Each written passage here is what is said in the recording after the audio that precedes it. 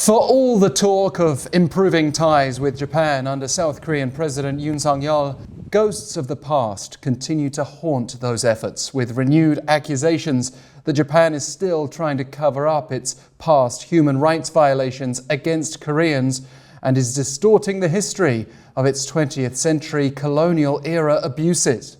Our focus today is on Hashima, otherwise known as Battleship Island. Grey walls surrounding Hashima give the impression of a prison fortress. Now abandoned, this small island off Nagasaki was a base for coal mining from the 1800s. Over the years, its population grew enough to justify the construction of a hospital, school, town hall, and entertainment facilities for miners and their families. But those concrete walls became a prison for forced labourers from Korea and China. An official Korean report concluded that 122 Koreans died after being taken to Hashima to work as miners during World War II. Mitsubishi officially shut down Hashima's mining operation in the 1970s. Today, Battleship Island has become a tourist attraction. But what kind of story are tourists told?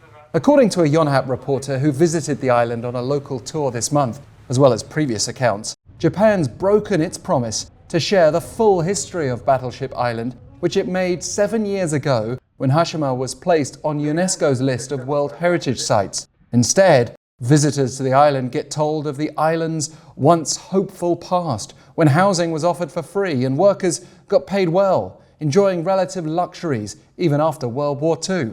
Visitors don't get shown the collapsing buildings where Korean forced labourers were housed, or told about how they suffered working in undersea coal mines for over 12 hours per day with very little or no compensation. It's also now been a year since the UNESCO World Heritage Committee warned Japan over insufficient information being shared about Hashima's history of forced labour.